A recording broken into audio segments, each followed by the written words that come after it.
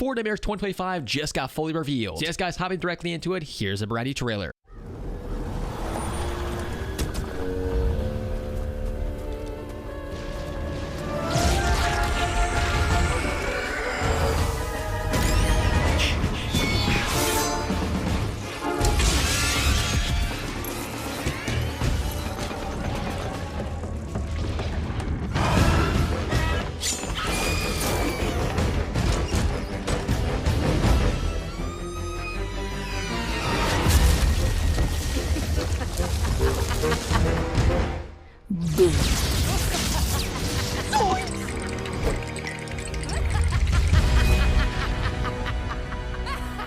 Alright, so without a doubt, a generational run as far as Fortnitemares. This might be the best Fortnitemares we've ever received. And honestly, I'm going to say it right now, I actually think it is.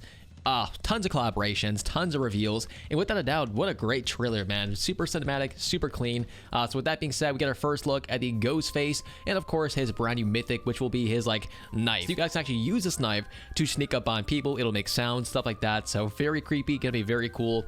Also, we got the first look at Terrifier. Weirdly enough, not exactly inside the trailer, but he was seen inside of the posters that Epic Games keeps posting, which I will show in a few subjects from now. So don't worry, we'll get a full look at that soon. Also get a first look at Huggy Wuggy. Hopefully I said that right this time. But yes, very terrifying looking. I am super happy to see they kept his original design, his mouth open and all that great stuff. He is going to be a terrifying skin to buy. I cannot wait to copy him. Without a doubt, this is going to be a must buy, even if it's $20. With that being said, we also got our first look at Black Phone, which was very hard to spot inside the trailer, but he is in fact there, so very cool looking. We also got our first look at Scooby-Doo, and they have no cell shading at the moment. There might be a style for cell shading, but at the moment, it looks actually pretty wild. ArcOps also said, not gonna lie, Fred and Shaggy looks a little bit weird. I definitely agree. Fred looks a little strange, and Shaggy looks like, I don't know, someone just went like this to his head and just squished it in. But without a doubt, still fantastic. I cannot believe we have Scooby-Doo instead of Fortnite. It's still very well made and still going to be a must cop. Scooby-Doo himself is very fantastic looking. He is wearing a costume which looks like a skeleton. Very cool. I'm assuming he'll get numerous styles. And the biggest question I kind of have is, are any of these skins going to be in some sort of free manner? Like, can we win any of these free skins in some sort of way? Through quests, through challenges, or, you know, something like that, or some sort of event. Like, I kind of wonder if even getting a win will grant you a free cosmetic. I really hope they do something like that this year, as there is just so many cosmetics to buy if you are a person who enjoys buying cosmetics, which at this point, yeah, tons of huge reveals, tons of collaborations. Everyone and their mommy is going to want to buy at least one skin. So without a doubt, I hope we get something for free. I just don't really know what that might be. And also the reason I say that is because at the very end of this trailer, it actually does say, not actual gameplay footage, some optional items required for purchase. They said only some. So I think at least something is going to be free inside of here.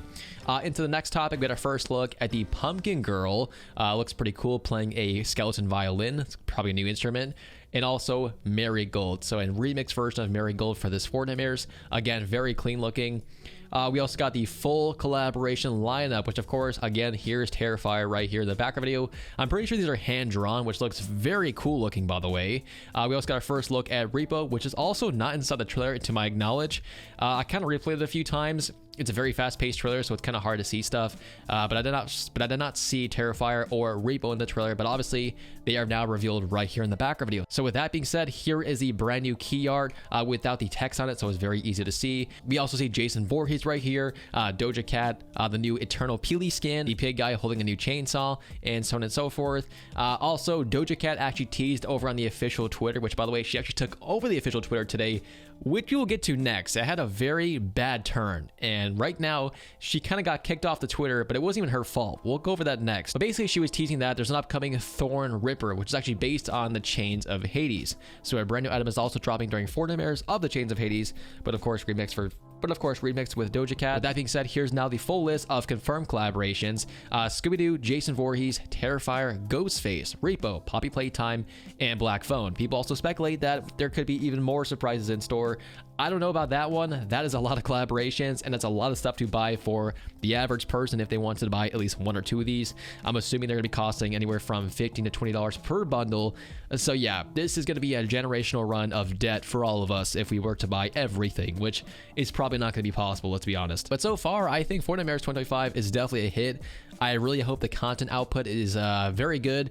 I hope they don't release this stuff too quickly or too far out spaced, and I hope it's actually affordable. Okay, so here's the part where we're going to talk about the Doja Cat situation, and if you are a younger person watching this, if you're a parent letting your child watch this, if you hear this part, you probably should click off now. It's kind of a adult conversation, but at the exact same time, it's something we should probably talk about because Epic Games is trying to backtrack on this and trying to hide this, but realistically, I think it should be talked about. So again, if you're a younger person watching this, probably click off right now.